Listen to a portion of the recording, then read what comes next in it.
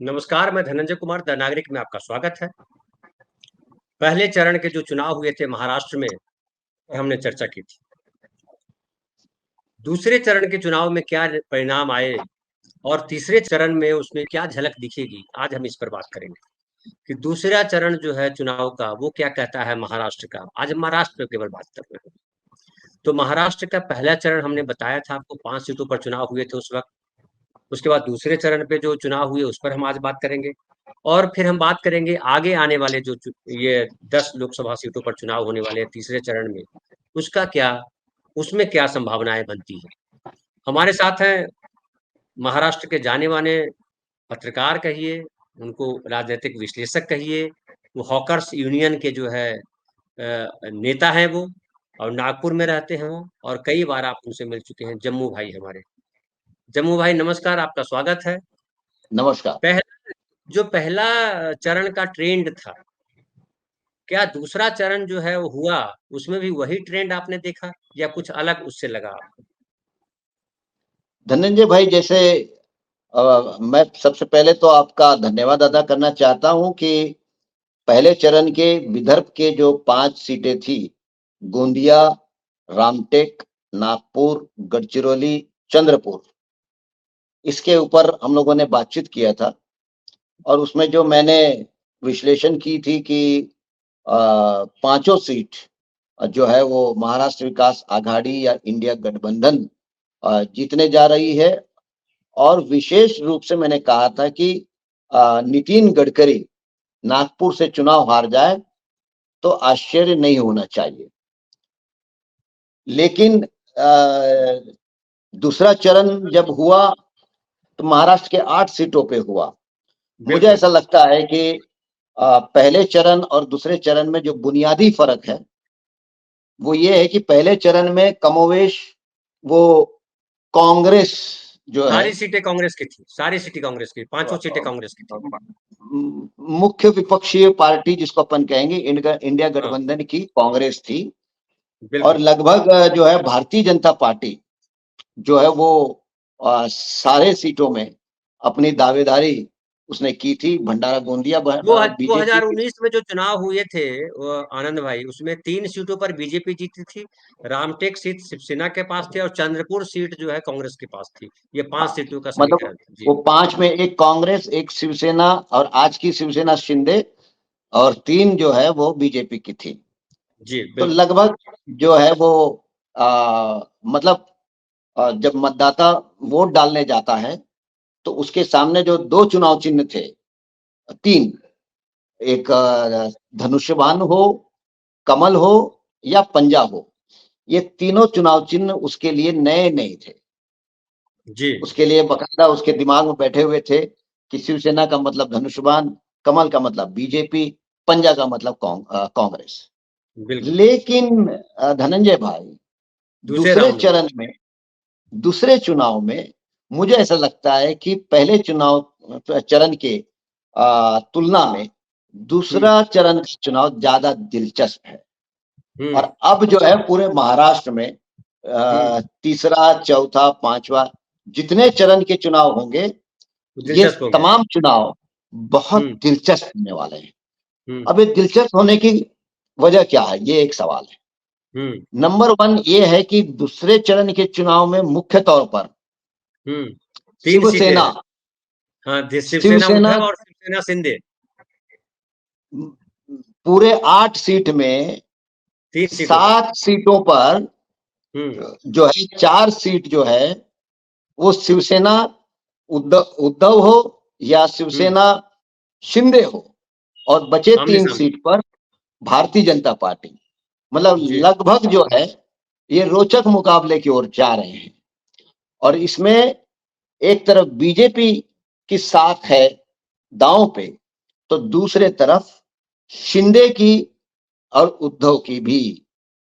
और इसलिए हम देखेंगे कि इसमें लगभग 4 ऐसी हम्म सीटें हैं जहां हम्म मुकाबला जो है वो हम्म शिंदे शिंदे बनाम उद्धव नहीं, उद्धव बनाम शिंदे है। जो हम्म 4 सीटें हम्म हैं वो हम्म उद्धव बनाम शिंदे है।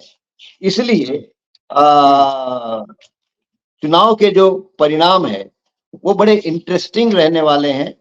और मैं ये कहना चाहता हूं कि जहां बीजेपी की दांव साख पे है वो 3 सीटें हैं, अकोला, वर्धा और नांदेड़।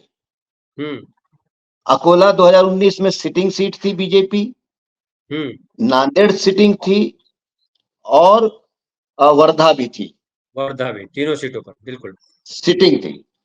और शिवसेना का जहां तक सवाल था, एकीकृत शिवसेना का, बुल्ढाना, यवतमाल, वाशिम और परभनी, हिंगोली, ये 4 सीटें उनकी थी।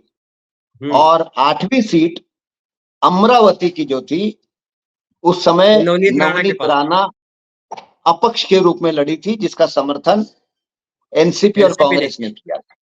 कांग्रेस ने भी किया था, बिल्कुल और बिल्कुल, कांग्रेस ने भी कर दिया था, दोनों ने किया था। तो ये एक जो स्थिति थी।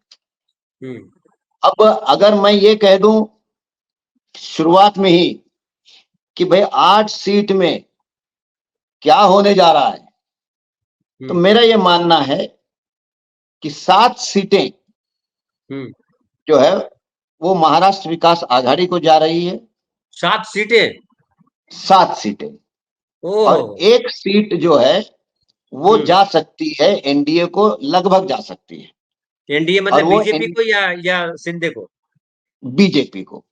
और वो सीट है अकोला की सीट। अच्छा, जहां से ये भी खड़े हैं, प्रकाश अंबेडकर भी खड़े हैं। हाँ, मतलब वो ट्रायंगुलर है। और ऐसी स्थिति में जो है कि वो अगर 1 सीट एनडीए बीजेपी को अगर जा सकती है, तो वो सिर्फ और सिर्फ जो है वो जा सकती है अकोला की सीट। बाकी जो 7 सीट है, ये सातों सीट महाराष्ट्र विकास आघाड़ी के खाते में जाती हुई नजर आती है, और उसको कोई रोकने की स्थिति में नहीं है। ओके। और उसकी वजह यह है, अगर अपन एक एक सीट की अगर मैं विश्लेषण करूं जी, अकोला में बुनियादी तौर पर एक और चीज मैं कह दूं पहले ही, 2014 और 19 के तुलना में पहले चरण में जो हमने देखा था कि किस प्रकार से कांग्रेस जो है 14-19 में बढ़त हासिल की थी, 2-2 लाख वोटों से बढ़त हासिल की थी 14 की तुलना में। कहीं जैसा नागपुर में 1,44,000 ज्यादा वोट मिले, चंद्रपुर और गढ़चिरौली में 2 लाख से ज्यादा वोट कांग्रेस को ज्यादा मिले थे। सिर्फ 1 सीट जो थी गोंदिया भंडारा की, जहां एनसीपी के 14 के तुलना में 19 में 4,000 से वोट कम हो गए थे, इतना ही। लेकिन ये जो 8 सीटें हैं, इन 8 सीटों में 14 के तुलना में 19 में बहुत ज्यादा वोटों का फर्क, बहुत ज्यादा, मतलब 5 सीटों के तुलना में दिखाई नहीं देता। उदाहरण के लिए 2014 में बीजेपी को 2019 में करीब 98,000 ज्यादा वोट मिले थे। 2014 में कि 19 में? 19 में। अच्छा, 14 का बताने का मतलब नहीं है। हाँ, नहीं मतलब बढ़ोतरी में बता रहा हूँ, ट्रेंड दिखता है उसमें। अच्छा। प्रकाश अंबेडकर 40,000 वोट ज्यादा मिले, और कांग्रेस को सिर्फ 1,000 वोट ज्यादा मिला। इसका मतलब यह है कि अकोला के सीट पर अब जो है ये देखना है कि पिछले बार बीजेपी और शिवसेना एक साथ थी। हाँ। इस बार शिवसेना में दरार पड़ गई है और उद्धव जो है वो कांग्रेस के साथ है। सही। और शिंदे जो है वो बीजेपी के साथ है। मतलब पिछले बार 5,54,579 वोट जो बीजेपी को मिले, ये देखना है कि उसमें से कितने वोट अब छटेंगे उद्धव के, ये देखना है। और दूसरी तरफ शिंदे जो है कितने वोट रोक पाएंगे। बिल्कुल। इसका मतलब ये है कि इस वक्त अकोला में बीजेपी और कांग्रेस ये दोनों मुख्य पार्टियां जिनके बीच में पहले और दूसरे नंबर का संघर्ष है। 19 में बीजेपी और प्रकाश अंबेडकर के बीच में संघर्ष था, लेकिन 2024 में ये संघर्ष अब बीजेपी बनाम कांग्रेस हो गया है। और इसीलिए अगर 1.5-2 लाख वोट, क्योंकि यवतमाल शिवसेना, यवतमाल वाशिम ये जिस तरीके से शिवसेना का गढ़ है उसी तरीके से कांग्रेस का भी गढ़ है। अगर किसी तरीके से अगर उद्धव की अपनी जो पकड़ है और सहानुभूति है, अगर उन्होंने 1.5-2 लाख वोट अगर बीजेपी के कम कर देते हैं तो मतलब ये है कि बीजेपी और कांग्रेस के साथ बहुत ही नेक एंड नेक फाइट हो जाएगी, बहुत जबरदस्त। तो इसीलिए बहुत बढ़िया एंगल ले रहे हैं आप, बिल्कुल सही है, यही सही समीकरण। हाँ, तो इसीलिए प्रकाश अंबेडकर अभी कोई पासे में नहीं है वहां पर। अगर प्रकाश अंबेडकर को चुनाव जो है वो हो गया है Modi versus non Modi, anti Modi. Non Modi में इंडिया आ गई है। हाँ, इंडिया नॉन मोदी में इंडिया आ गई है। इंडिया गठबंधन, हाँ बिल्कुल सही है। हाँ, मतलब अकोला में जहाँ इंडिया, यस, जहां अकोला में वो 3rd पोजीशन में थे, अब वो पहले और दूसरे नंबर के लिए संघर्ष हो रहा है। बिल्कुल सही है। ये एक सवाल। दूसरा बुल्ढाना, देखिए इसमें 4 सीटें ऐसी है जो शिवसेना बनाम शिवसेना की है। हाँ, शिंदे वर्सेस उद्धव। हाँ, तो ये एक रोचक है। और अगर इसको हम अगर समझने की कोशिश करेंगे तो बुल्ढाना, देखिए 2019 में एकीकृत शिवसेना को 5,21,977 वोट मिले और वहां दूसरे नंबर पे थी एनसीपी, उसको मिला था 3,88,690 वोट। और यहां एक बड़ा एंगल है, वंचित बहुजन आघाड़ी को 1,72,627 वोट मिले थे। मतलब क्या हुआ? मतलब ये कह रहा है कि शिवसेना को 2019 में 12,000 ज्यादा वोट मिले और एनसीपी को 40,000 ज्यादा वोट मिले। इसका मतलब ट्रेंड थोड़ा सा एनसीपी की ओर जाते हुए दिखता है 19 में। अब नए समीकरण से अगर इसको हम समझने की कोशिश करेंगे तो इस वक्त शिवसेना के अंदर उद्धव नहीं है, बिल्कुल, मतलब बीजेपी और शिंदे ही है। हाँ, लेकिन उद्धव के शिवसेना के साथ अब कांग्रेस भी है और एनसीपी भी है, बराबर। और इसीलिए अगर और ये भी है कि एनसीपी ओरिजिनल है, शिवसेना ओरिजिनल है। यस, और इसीलिए अगर 3,88,690 ये एनसीपी और कांग्रेस के वोट को अगर ध्यान में रखते हैं, इसके साथ अगर शिवसेना ओरिजिनल उद्धव को अगर जोड़ देंगे तो बुल्ढाना की सीट मेरे हिसाब से फिर उद्धव ठाकरे या इंडिया या महाराष्ट्र विकास आघाड़ी स्वीप कर देगी। करेक्ट। अच्छा, लेकिन वहां पे कहा जा रहा है किसान नेता रविकांत तुपकर भी चुनाव में है। वो सब तीसरे नंबर पे रहेंगे, लाख भर वोट ले लेंगे, कोई दिक्कत नहीं है उसमें, कोई मतलब नहीं है। मुद्दा यह है खेड़कर और प्रताप राव जाधव। यस, मुद्दा यह है धनंजय भाई, नए समीकरण के मुताबिक किसकी ताकत बढ़ी और किसकी ताकत में कम हुई, ये आकलन करने की जरूरत है। बिल्कुल। इस वक्त महाराष्ट्र में किसी भी मतदार संघ में इस तरीके का आकलन मुझे लगता है कि वो थोड़ा सा अनसाइंटिफिक है कि वहां मराठे कितने हैं, वहां ओबीसी कितने हैं। बिल्कुल सही, बिल्कुल सही। ये इस आधार पर महाराष्ट्र का आकलन मुझे लगता है कि गलत हो जाएगा, क्योंकि इस वक्त जो गठबंधन बना है वो गठबंधन ऐसा है कि 2019 में कांग्रेस एनसीपी एक तरफ और बीजेपी शिवसेना एक तरफ। आपकी आवाज नहीं आ रही है, और बीच में एनसीपी में आपकी वो आवाज चली फूट गई, पड़ी। बीच में आपकी आवाज चली गई थी। तो जो हाँ, तो मुख्य जो शिवसेना है वो उद्धव है और मुख्य जो एनसीपी है वो शरद पवार है। हाँ, लेकिन एक बात है इसमें, एक बात ये है कि शिवसेना का मतलब धनुष्यबाण और एनसीपी का मतलब घड़ी।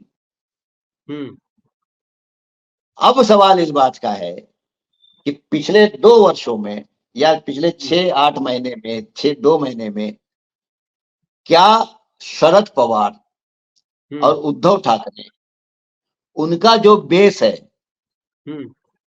उनका जो वोटर है, उनका जो फॉलोअर है, क्या घड़ी को तुतारी में रिप्लेस करना और धनुष्यबाण को मशाल में रिप्लेस करना, ये एक मामला है। क्योंकि अगर लोग उद्धव ठाकरे को ही शिवसेना मानेंगे और शिवसेना के नाम पे धनुष्यबाण दिमाग में बैठाए रखेंगे तो मामला गड़बड़ा जा सकता है। बिल्कुल। तो इसमें नुकसान हो सकता और है शिवसेना दूसरा और उद्धव ठाकरे को। नुकसान हो सकता है, लेकिन मुझे ऐसा लगता है कि जब उद्धव के साथ और शरद पवार के साथ जिस प्रकार की सहानुभूति है, और मुझे लगता है कि ये दोनों पार्टियों ने अपने चुनाव चिन्ह को तुतारी और मशाल को लोगों के बीच में ले जाने में और उनके बताने में कामयाब हो गए होंगे कि अब वो जो धनुष्यबाण है वो गद्दारों का चुनाव चिन्ह है, अब जो घड़ी है वो गद्दारों का चुनाव चिन्ह है। नहीं, ये हम लोग नहीं कर सकते हैं। ये वो लोग क्या कहते हैं, हाँ, वो उनका, हम लोग ये बात नहीं कर सकते। नहीं, हम एज अ पॉलिटिकल एनालिस्ट हमें मान के चलते हैं कि शिवसेना को जिन्होंने तोड़ा उसका कोई कारण नहीं, एनसीपी को जिन्होंने तोड़ा उसका भी कोई नहीं, नहीं, लेकिन बावजूद इसको हम लोगों को इससे बचना चाहिए, पत्रकार को इससे बचना चाहिए, क्योंकि वो एक तरफ की बात हो जाती है। कौन गद्दार है, कौन ये है, वो तो जाने, वो नहीं, पार्टी चुने। मैं पॉलिटिकल एनालिस्ट हूँ। मैं मैं हाँ, मैं राजनीतिक विश्लेषण कर रहा हूँ, मैं पत्रकार की हैसियत से नहीं कर रहा हूँ। ठीक है, ठीक है। मुझे वो लिबर्टी है क्योंकि मतलब मैं जो एक आम आदमी के राजकीय नजरिए से आप विश्लेषक। देख रहे हैं, आम आदमी किस तरह से चीजों को देख रहा है, हाँ, कह अब रहे हैं। आम आदमी की नजर से जब मैं देख रहा हूं तो फिर इसका विश्लेषण करते समय मुझे ऐसा लगता है कि बीजेपी जो है उसके साथ ताकत बढ़ने की जगह उसकी घट ताकत रही कम हुई है, क्योंकि उसका जो सहयोगी है शिंदे शिंदे है। जरूर उन्होंने चुने हुए विधायकों को ज्यादा अपने तरफ ले लिया था, लेकिन जहां तक शिवसेना के सहानुभूतिदार मतदाता जो है उनको वो तोड़ नहीं पाए। हम लोगों ने देखा पिछले 2-4-6 महीने में महाराष्ट्र में कहीं पर भी उद्धव ठाकरे शिंदे ने उस प्रकार की रैली नहीं कर सके। 1 या 2 रैली उन्होंने जो किया था वो कोकन में किया था। अब आ जाओ, मैं अमरावती में आखिरी में आऊंगा। वर्धा, वर्धा ये सिटिंग सीट है बीजेपी की। बीजेपी की, हाँ, रामदास तड़स। यस, और अमर कालेश, एनसीपी शरद पवार। हाँ, आपकी आवाज बीच में मतलब चली जाती आमदार रह चुके, बीच में वो फोन आने लगा ना, दिक्कत है। है। हाँ, उससे आवाज चली जाती है। हाँ, हाँ, कंटिन्यू कीजिए। तो मैं उसको कर लूं क्या? एयरफोन मोड कहाँ आता भाई? नहीं आता, छोड़ दीजिए। नहीं, उससे तो बंद हो वर्धा जाएगा जो नेट। सीट है, हाँ, तो वर्धा सीट जो है पिछले बार 19 में बीजेपी और कांग्रेस ये प्रमुख मुख्य प्रतिद्वंदी दल थे और कांग्रेस को 70,000 नए वोट मिले थे, बड़ी बढ़ोतरी हुई थी, और बीजेपी के 41,000 वोट में बढ़ोतरी हुई थी। लेकिन अब जो इस बार जो है तड़स के खिलाफ, जो सिटिंग एमएलए है, तड़स के एमपी खिलाफ है। एक रोष है। हाँ, यहां तक कि उनकी बहू भी जो उनके साथ जो अत्याचार हुआ, अन्याय हुआ, पारिवारिक, वो भी खुलकर सामने आई। लेकिन उस समय शिवसेना बीजेपी के साथ थी। अब सवाल इस बात का है कि 24 में बीजेपी के साथ उद्धव तो है नहीं, वो आ गए एनसीपी के साथ। अगर लाख, 1.25 लाख, 2 लाख वोट इधर उधर हो जाए, जिसकी संभावना बहुत ज्यादा है, तो बीजेपी हार जाएगी सीट। कोई सवाल ही पैदा नहीं होता, कोई मतलब उसमें किंतु परंतु की कोई गुंजाइश नहीं है। अब यवतमाल वाशिम, ये बड़ा इंटरेस्टिंग है। 2019 में यहां मुख्य मुकाबला शिवसेना और कांग्रेस का था, और कांटे की टक्कर रही। मतलब मुश्किल से 1 लाख वोट का ही अंतर रहा, 1,20,000, कोई बड़ी बात नहीं। और वहां पर शायद वंचित, उसको 94,000 वोट मिले थे। लेकिन अब 2024 में कांग्रेस ने वो सीट शिवसेना को दे दी, और यहां जो है अब शिंदे बनाम उद्धव, ये मामला है। और जब हम उद्धव की बात कर रहे हैं, तो अब कांग्रेस जो है वो उद्धव के साथ है। मतलब 4 लाख के ऊपर कांग्रेस एनसीपी का वोट था,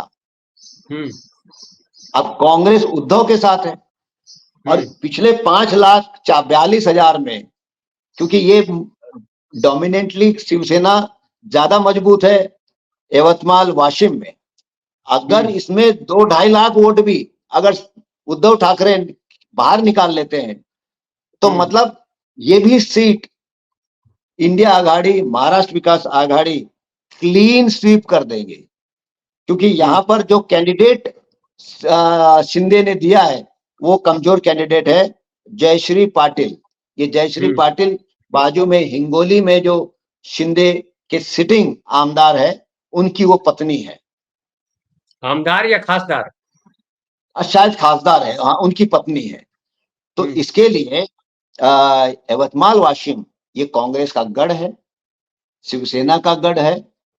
ऐसे स्थिति में अकेली बीजेपी जो है वो, क्योंकि शिंदे में उतना पार्टी को तोड़ नहीं पाए, और पूरे विदर्भ में मैं आपको एक बात बता देता हूं, इस वक्त अंडर करंट जो है वो कांग्रेस का है।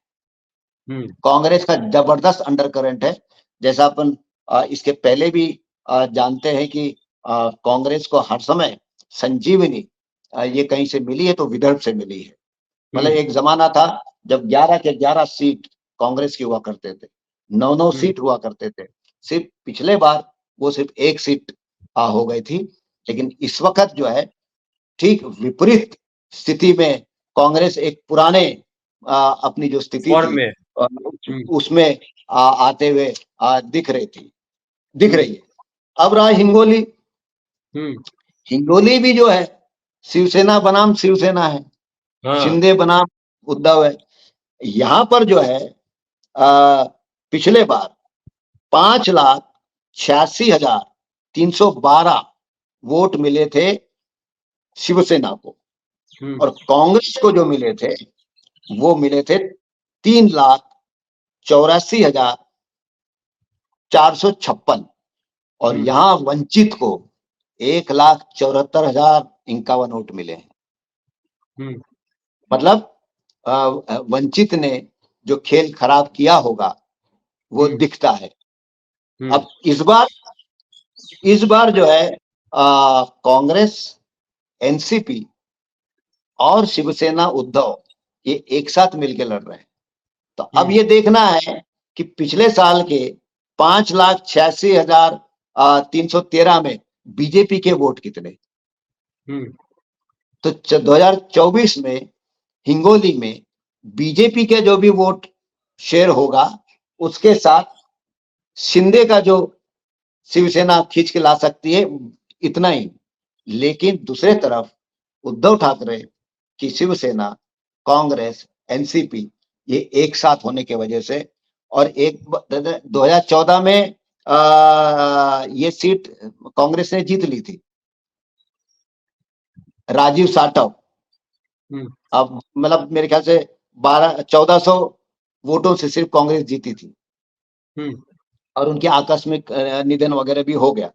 तो इसीलिए अब ये जो हिंगोली सीट है, ये हिंगोली सीट भी महाराष्ट्र विकास आघाड़ी, इंडिया आघाड़ी और उद्धव के लिए मतलब उनकी झोली में जाते हुए स्पष्ट रूप से दिख रहा है।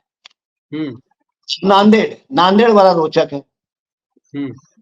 नांदेड़ में सिटिंग सीट बीजेपी की है, यानी बीजेपी की, और कांग्रेस वहां हार गई थी, प्रताप राव चिखलीकर। और पिछले बार उन्होंने जिनको हराया था वो अशोक चौहान। और मजे की बात यह है कि बीजेपी के 70,000 वोट बढ़ गए 2019 में। बीजेपी के 70,000 वोट बढ़े और कांग्रेस के 44,000 वोट कांग्रेस के कम हुए 2019 में। लेकिन 2019 में एक नया फैक्टर था, वो था वंचित बहुजन आघाड़ी। उसको मिले 1,86,000 वोट। अगर वंचित नहीं लड़ती तो शायद 2019 में वैसे ही कांग्रेस जीत जाती। लेकिन अभी ट्विस्ट क्या है? ट्विस्ट ये है कि कांग्रेस से चौहान निकल गए बाहर, अशोक चौहान, वो चले गए बीजेपी में। और उधर बीजेपी के साथ जो शिवसेना थी उसमें से उद्धव ठाकरे बाहर आ गए। अब 4,86,806 में अगर उद्धव ठाकरे सेना के 1.5-2 लाख भी अगर वोट है मान के चलिए, तो वो शिफ्ट हो जाएंगे कांग्रेस में, क्योंकि जाएंगे कहां? कांग्रेस में शिफ्ट होंगे। और तीसरा शिफ्ट ये है कि अगर नांदेड़ में वंचित बहुजन आघाड़ी के इस खेल को अगर वहां के मतदाता समझ जाएंगे और उनको अगर इस बात का एहसास हो जाए कि नहीं ये हम वोट काटने के लिए खड़े हैं, तो फिर वंचित बहुजन आघाड़ी में जितने वोटों का नुकसान होगा वो वोट शिफ्ट होंगे कांग्रेस को। क्योंकि कांग्रेस ने बड़े कदावर नेता को उन्होंने खड़ा किया है। और इस लिहाजे से भी अगर देखते हैं तो नांदेड़ में कांग्रेस, एनसीपी और उद्धव ठाकरे ये एक बहुत जबरदस्त मजबूत गठबंधन है।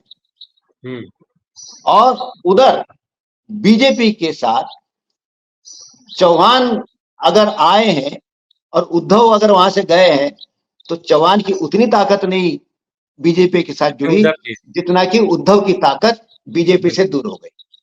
बिल्कुल। तो इसीलिए भी नांदेड़ की भी जो सीट है वो कांग्रेस के पाले में जाते हुए नजर आ रही। परभनी बड़ा इंटरेस्टिंग है। यहां पर भी शिवसेना बनाम थर्ड कैंडिडेट है राष्ट्रीय समाज पार्टी, महादेव जानकर। मान के चलिए एनडीए के साथ है, वो बीजेपी उनके साथ है। लेकिन शिवसेना की ये सिटिंग सीट थी और 2019 में शिवसेना जीतने के बावजूद 40,000 वोट कम पड़े मिले उनको 14 की तुलना में। और एनसीपी जो है उसको करीब 40,000 अधिक वोट मिले। लेकिन एक और फैक्टर इसमें आया 2019 में कि जो वंचित बहुजन आघाड़ी उसको 1,49,946 वोट मिले थे 2019 में। तो ये अगर हम देख रहे हैं तो बड़ा रोचक हो गया, क्योंकि यहां पर बहुत शिवसेना और एनसीपी के बीच में टक्कर बहुत करीब की रही, यानी 40,000 वोटों से जीती थी शिवसेना। अब इस सीट पे उद्धव शिवसेना लड़ रही है। मतलब ये हुआ कि 2019 में जो एकीकृत शिवसेना थी जिसमें बीजेपी और शिवसेना थी उसको 5,38,941 वोट मिले थे। अब उद्धव ठाकरे की सहानुभूति और उद्धव ठाकरे के साथ जो शिवसेना है, अगर वहां से 2 लाख वोट, 2-2.5 लाख वोट भी अगर बाहर हो जाता है तो कांग्रेस और एनसीपी के साथ मिलकर वो 7 लाख चले जाते, इसको कोई रोक नहीं सकता। तो इसीलिए इस पूरे चुनाव में धनंजय भाई, बीजेपी एक बड़े ताकत को खोया है उद्धव के रूप में। जी। और दूसरा, एनसीपी और कांग्रेस मिलकर और उद्धव के एक नए ताकत के साथ एक बड़ी ताकत के रूप में इस वक्त चुनाव में उतरे हैं। लेकिन जम्मू भाई, मेरा एक सवाल जो बार बार मेरे दिमाग में अटक रहा है वो ये है कि शिवसेना उद्धव का जो चुनाव चिन्ह है मशाल, और जो एनसीपी पवार जी की जो शरद पवार है उनका चुनाव चिन्ह बदल गया और तुतारी हो गया। तो क्या आम तौर पे जो नहीं पढ़े लिखे लोग हैं, महिलाएं पुरुष चाहे जो भी है, जिनको अक्षर नहीं पता चलता, अक्षर ज्ञान जिनको नहीं है, निरक्षर है, वो चुनाव चिन्ह देख करके वोट करते हैं। और जब वो वोट देने जाएंगे तो उनके सामने चुनाव चिन्ह धनुष बाण पड़ेगा, घड़ी पड़ेगा, तो वही दिखाई पड़ेगा उनको। अगर मान लिया कि उनके वोटर हैं तो वो मशाल और वो दिखाई पड़ने में उनको टाइम लग जाएगा। या आप ऐसा कहें कि वहां धनुष बाण नहीं दिखेगा, या धनुष बाण दिखेगा और धनुष बाण के साथ मशाल दिखेगा, तीसरा तो दिखेगा नहीं, चाहे धनुष बाण दिखे चाहे मशाल दिखे। अच्छा, जहाँ पे अलग या दोनों दिखे, ये स्थिति बनेगी। जहाँ दोनों लड़ रहे हैं वहां धनुष बाण है, मशाल है, तो वो तो गलतफहमी हो सकती है कि धनुष बाण शिवसेना का कि मशाल किस उद्धव का है। ये तो हम आप जानते हैं, लेकिन सब लोग जानते हैं सर। या जैसे घड़ी की बात आई, तो जहाँ पे तुतारी है और घड़ी आमने सामने है तो कंफ्यूजन क्रिएट करेगा, उसका क्या? देखिए धनंजय भाई, जो इस वक्त चुनाव का मतदान का जो प्रतिशत है उसको हम देख रहे हैं, तो जो शहरी इलाके हैं वहां पर मतदान कम हो रहा है, और आज भी ग्रामीण इलाकों में मतदान ज्यादा हो रहा है। और शहरी इलाकों में भी जो शहरी गरीबों के इलाके हैं वहां मतदान ज्यादा हो रहा है। मतलब आज भी चुनाव पर या वोटिंग पर विश्वास ग्रामीण और गरीब इनका आज भी विश्वास बना हुआ है, और वो इस बात पे यकीन करते हैं कि नहीं, मुझे जाके वोट डालना है और मेरी वोट की कीमत है, मेरे वोट से फलाना जीत सकता है, फलाने को हराना है। जबकि शहर का जो पढ़ा लिखा मध्यम उच्च मध्यम वर्ग है, अब उसको लग रहा है कि यार कोई भी जीते, अपने को क्या ले लेना, क्या फर्क पड़ता, अपने हिस्से में जो आना आ जाएगा, कौन धूप में जाएगा लाइन लगाएगा, और इसको हराना है नहीं, इसको फलाने को जिताना है। वो अपने कूलर में अपनी एसी में वो मस्त है। इसका मतलब आज भी समाज का गरीब, शहरी गरीब और ग्रामीण ये मतदाता ज्यादा जागरूक है। और मुझे ऐसा लगता है जिस गठबंधन में कांग्रेस, एनसीपी और उद्धव ठाकरे है, तो इनके इनके कार्यकर्ता इन तीनों पार्टियों की उपस्थिति इतनी जबरदस्त है कि घर घर जाकर इस बात को बता देना कि नहीं, अपने उम्मीदवार का इस वक्त जिसको वोट करना है वो कहीं मशाल है, तो कहीं घड़ी है, तो कहीं पंजा है। तो मुझे लगता नहीं कि गरीबों अरे में, अगर उस में हाँ, जाएगा तो कहीं कहीं तुतारी। पंजा है, कहीं घड़ी, सॉरी, कहीं पंजा है तो कहीं तुतारी है, तो तो ये जो कहीं सॉरी मशाल है। है ना, ये जो सॉरी है ना, वो वोटिंग मशीन सॉरी को ठीक नहीं करता है। तो दब गया तो दब गया। ये भी वो पांच तो दस ठीक है, परसेंट अगर इधर उधर हो गया तो बड़ी मुश्किल हो लेकिन जाएगी। मुझे जहां तक जागरूकता का सवाल है, मुझे शहरी गरीबों में और ग्रामीण इलाकों में इस प्रकार की जागरूकता ये मुझे ज्यादा दिखती है। और जहां गठबंधन बहुत मजबूत हो, तो वहां उन पार्टियों को, उस गठबंधन को अपने मतदाता तक अपनी बात पहुंचाना बड़ा आसान भी हो जाता है। आनंद भाई, फिर ये हम देख पा रहे हैं, आप जो कह रहे हैं कि पिछला 5, उसके बाद 8, अभी दूसरे फेज में जो हुआ 8 5 13 सीटों पर चुनाव हो गए। तो 13 सीटों पर आपके हिसाब से 11 से 12 12 सीटें, सीट महाराष्ट्र विकास आघाड़ी इंडिया को। ऐसा कह रहे हैं आप? अच्छा, अब ये बतलाइए कि वो तो चलिए ठीक है, ये पिछली बातें हो गई, नई बात करें। और नई बातों में इस बार जो थर्ड चरण में चुनाव होंगे, तीसरे चरण में जो चुनाव होंगे, उसमें कितनी सीटें हैं? उसमें जो है, एक सेकंड, उसमें शायद 10 सीटों पर इस बार चुनाव है। 11। 11 है? एक मिनट अभी पढ़ शायद, देता अब हूँ। मैंने उसको रिफ्रेश नहीं किया हूँ। अब अभी पढ़ देता हूँ। वो सीटें हैं बारामती, हाथकंगले, कोल्हापुर, लातूर, माढ़ा, उस्मानाबाद, रायगढ़, रत्नागिरी सिंधुदुर्ग, सांगली, सतारा और सोलापुर। 1 2 3 4 5 6 11, 7 8 9 10। 9 2 1 11, 11। 2 3 4 5 6 7 8 9। हाँ, ये 11 सीट आप सही है। तो ये 11 सीटों पर मतलब तीसरे चरण में महाराष्ट्र की आधी सीटों पर चुनाव हो जाएगा। ये 11 सीटों पे आपको क्या लग रहा है? ये ज्यादातर सीटें जो है एक तो इधर की है, क्या कहते हैं, कोंकण साइड की है, और दूसरा मराठवाड़ा की। देखो, ये 11 सीट में कांग्रेस, उद्धव ठाकरे और एनसीपी हम्म। तीनों के जो दांव जो है प्रतिष्ठा पे लगी हुई है। हम्म। मतलब कच्चे कोल्हापुर ले लो या लातूर ले लो, ये कांग्रेस की बात है। उधर शिवसेना की आपकी रायगढ़ हो या सिंधुदुर्ग हो। जो भी ये सीटें हैं, यहाँ शिवसेना, उधर एनसीपी जो है शरद पवार, बारामती। माड़ा हो और जो बारामती हो। उस्मानाबाद। तो इसलिए, हाँ, तो अब ये मैंने जैसा कहा ना कि जैसे जैसे महाराष्ट्र में चरण दर चरण चुनाव आगे बढ़ेगा, पूरे महाराष्ट्र का चुनाव दिलचस्प से रोमांच की ओर बढ़ते जाने वाला है। तो मतलब आपका कहना है कि अगला चरण जो होगा वो भी दिलचस्प होगा, वो उसमें भी लोग आएंगे, दिलचस्प होगा। उसमें भी यही पैटर्न और आएगा, आप ये कह रहे हाँ, एकदम होगा।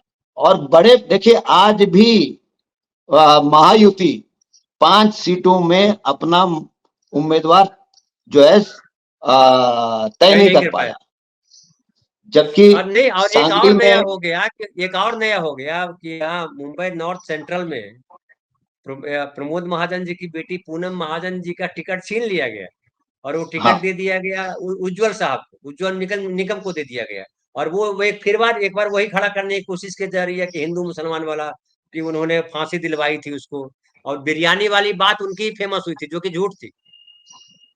अब मेरे को बताओ, एक पढ़ा लिखा इतना बड़ा वकील हम्म। बीजेपी के झोले में जाकर लड़ने का जो भाषा बोल रहे हैं, मतलब उज्जवल निकम, वो अभी ये जताने में लगे हैं कि मैं मोदी से कम जहर उगलने वाला मत समझो। हम्म। जैसे जैसे समय आएगा तो मैं मेरे बारे में जो समझ थी महाराष्ट्र की कि एक बड़े अधिवक्ता है, वो सब मैं दूर कर दूंगा, और कितना मैं भी जहरीला हो सकता हूं, ये सिद्ध करने में उज्जवल निकम लगेंगे। हम्म।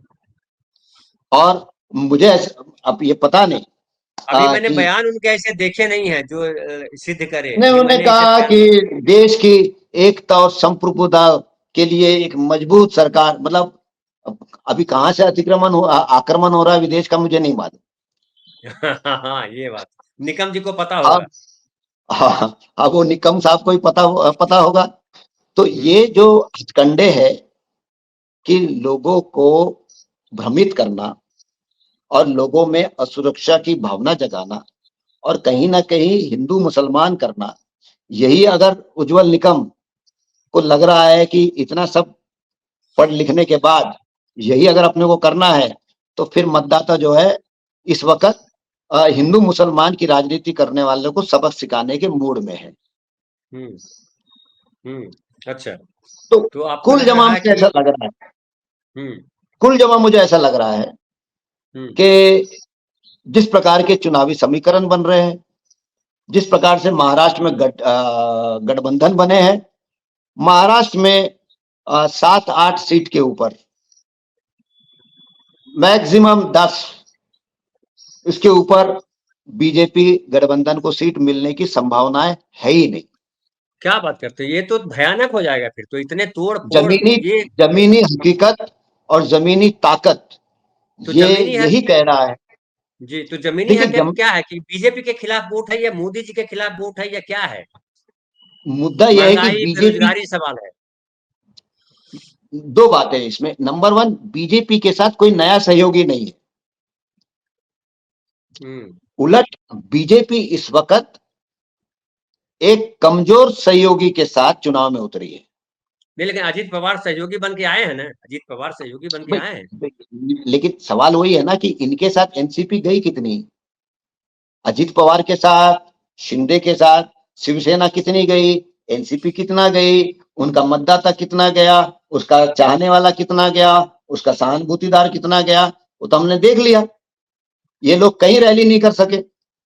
तो इसीलिए ये तो सब अपने अपना किला और अपने को जेल से जाने से बचाने का ये सब कवायद है।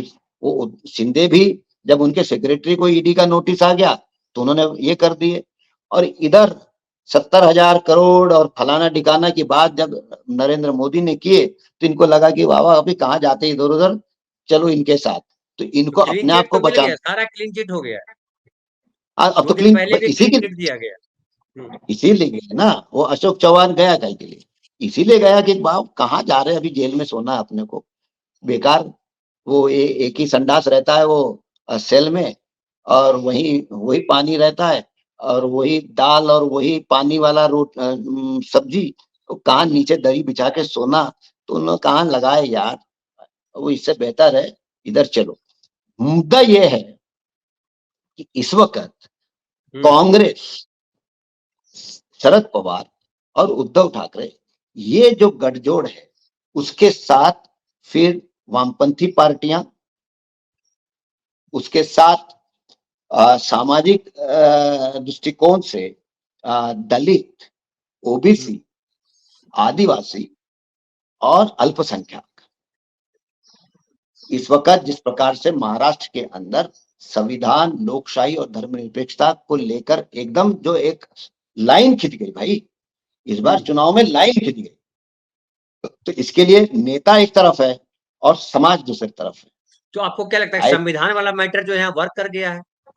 सबसे ज्यादा भाई, पूरे हुँ, महाराष्ट्र में, पूरे देश में संविधान अगर महाराष्ट्र में क्लिक नहीं करेगा तो कहां करेगा? सही सही बात।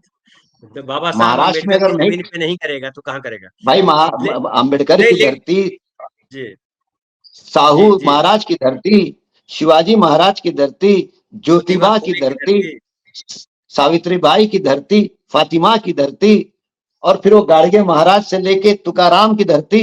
अगर यहाँ क्लिक नहीं होगा तो भारत में कहीं क्लिक नहीं होगा। वो अच्छा क्लिक हो गया। लेकिन एक बात बतलाइए कि अगर क्लिक हो गया आप कह रहे हैं, तो ये प्रकाश अम्बेडकर जो बाबा साहब के पोता हैं, वो तो संविधान बचाने वालों के साथ होते। वो तो नहीं साथ है, नहीं, वो तो अलग लड़ रहे हैं। उनकी तो पहले से लाइन अलग रही है। वो हर समय इसी प्रकार की भूमिका में रहे कि जहां वो आरएसएस या बीजेपी को ही वो मदद करते आए हैं। और इस बार प्रकाश अंबेडकर की गत ये हो गई कि उनके कई उम्मीदवारों ने टिकट फॉर्म भरने से इनकार कर दिया, फॉर्म भरा तो विड्रॉ कर लिया, कहीं खड़े होने से इनकार कर दिया, समय पे उनको बदलने पड़ गए। प्रकाश अंबेडकर की गत 19 की तुलना में आज बहुत ज्यादा उनकी गत हो गई है।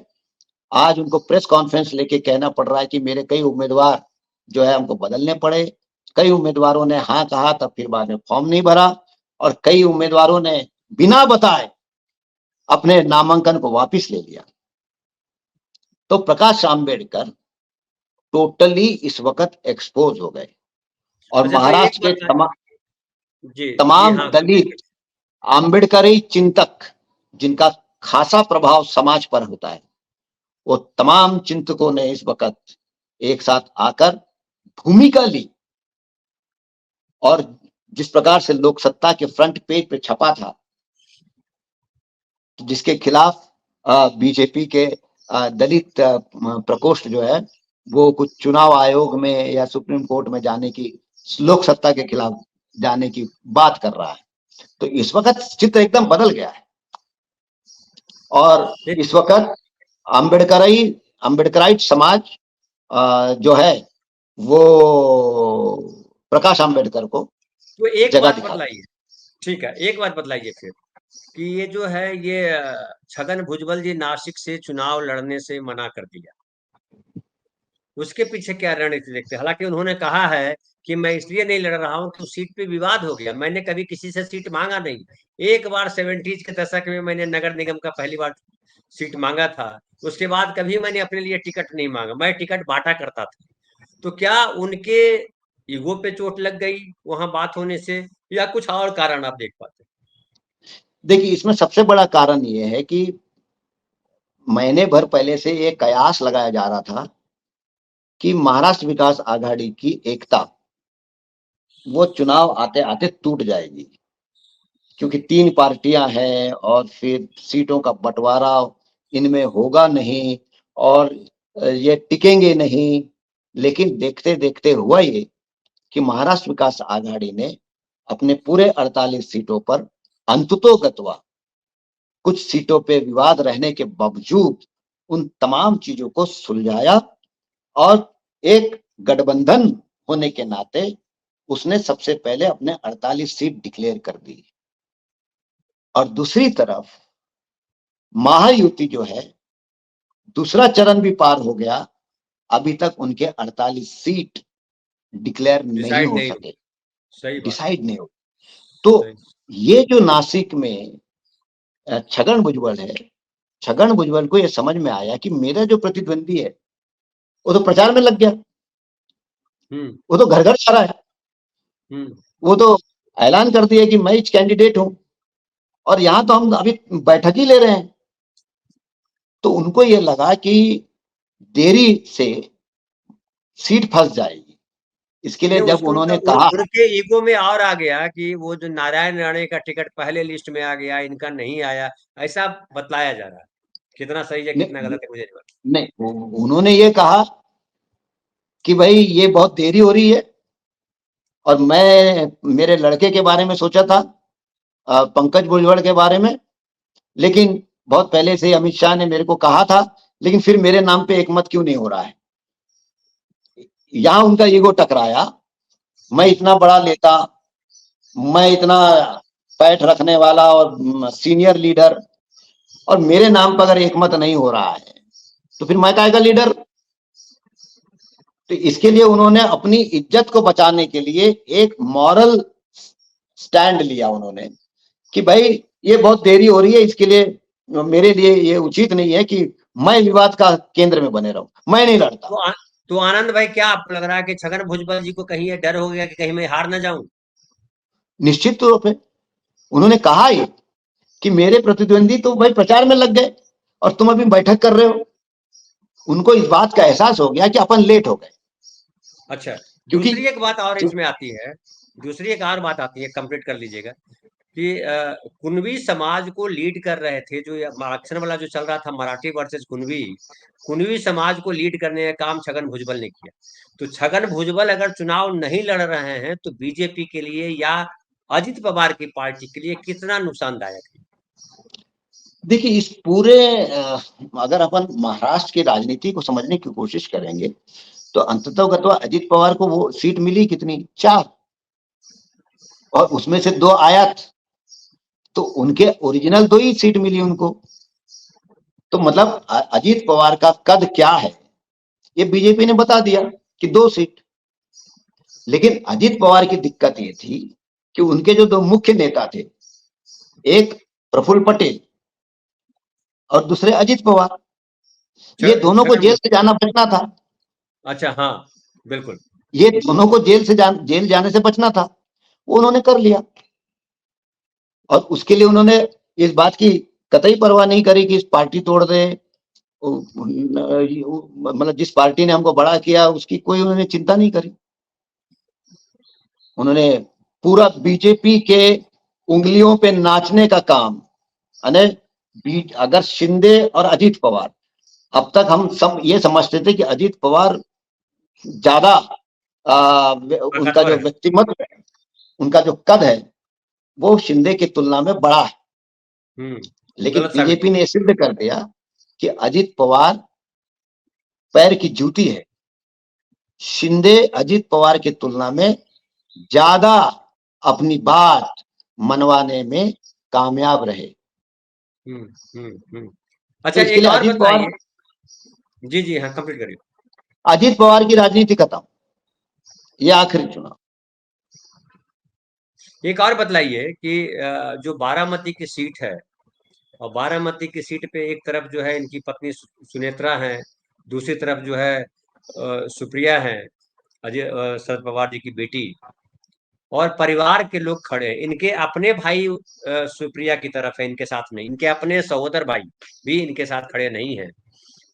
क्या ऐसा आपको लग रहा है, जिस तरह से इन्होंने बयानबाजी की शरद पवार के खिलाफ, शरद पवार ने उसका काउंटर किया कि अगर मुझे बेटी को ही आगे बढ़ाना होता तो प्रफुल्ल पटेल को मंत्री नहीं बनाता, अपनी बेटी को मंत्री बनाता, ये भी कहा। ये भी मैं अपनी तरफ से कह रहा हूं कि अगर उनको बेटी को आगे ले जाना होता तो जो पवार हैं, अजित पवार, उनको आगे नहीं बढ़ाते, वो डिप्टी चीफ मिनिस्टर तक बढ़ाने में तो उनका योगदान है। अगर शरद पवार उनके चाचा नहीं होते तो कहाँ होते भगवान मालिक। तो शरद पवार जी को ये कहना, अगर ये शरद पवार उनके पिता होते अजित पवार के, तो क्या वो कहते कि बुढ़ा हो गया घर बैठ? नहीं कहते अपने पिता को उस तरह से। और जिस तरह से देखिए शरद पवार को ये चोट तो लगी होगी इस बात की कि भाई जिसको मैंने देखिए इतना आगे किया, भतीजा को भतीजा नहीं बेटा माना, उसने ऐसा कह दिया। देखिए ये मुझे लगता है कि ये सिक्के का एक पहलू है जो छोटा पहलू है। हम्म सिक्के का जो दूसरा पहलू है वो इंपॉर्टेंट पहलू ये है कि अल्टीमेटली बीजेपी की जो रणनीति है, बीजेपी इस बात की कोशिश लगातार करते आई कि हम शरद पवार का जो परिवार हो या उस परिवार का राजनीति का दबदबा हो, हम उसको कमजोर करेंगे, उसको हम हम्म तोड़ेंगे। हम्म बीजेपी की उपलब्धि इतनी है कि हमने ठाकरे, शरद पवार। मतलब ठाकरे घराना और खास करके ठाकरे ने बनाई हुई पार्टी को हमने तोड़ा, और इधर शरद पवार दिग्गज नेता, उसके परिवार को तोड़ा। उनकी उपलब्धि घर तोड़ने की है, हम्म इससे ज्यादा उनकी उपलब्धि कुछ नहीं है। तो ये घर हम्म तोड़ू ये, तो अब भाई ये अपनी अपनी राजनीति को आगे बढ़ाने के लिए किसी घर तोड़ दे, ये तो एक बहुत ही नकारात्मक राजनीति हुई ना। तो बिल्कुल बिल्कुल। अल्टीमेटली सवाल इस बात का है कि चाहे वो बारामती हो, देखिए अभी नांदेड़ में अशोक चौहान पार्टी छोड़े, लेकिन गांव गांव में कांग्रेसियों ने उनका विरोध किया। हम्म गांव गांव में पुराने सरपंचों ने, पुराने, उन्होंने बोला कि ये गलत किया इसने, उसके साथ गए नहीं।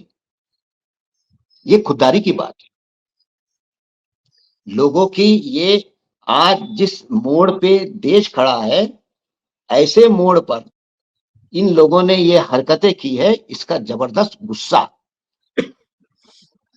उस क्षेत्र के मतदाताओं को है।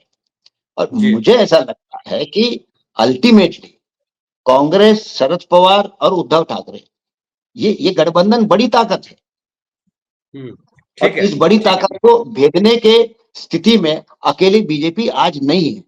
नहीं है, नहीं है। खैर, तो परिणाम बताएगा तीसरे मतदान जो होगा, तीसरे चरण का मतदान, उसके बाद फिर हम बात करेंगे कि क्या नतीजा बना। तो बहुत बहुत धन्यवाद आनंद भाई, आपने बहुत डिटेल बताया पिछला और इस भी। और आप जो दावे कर रहे हैं वो तो महाविकास आघाड़ी के खुश होने वाले हैं, मोदी जी के लिए दुखी करने वाले हैं।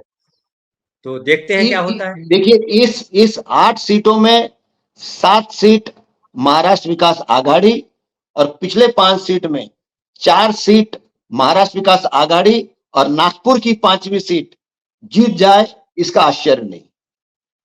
ओके, चलिए हम फिर बात करेंगे। बहुत बहुत धन्यवाद जम्मू भाई, आप आए।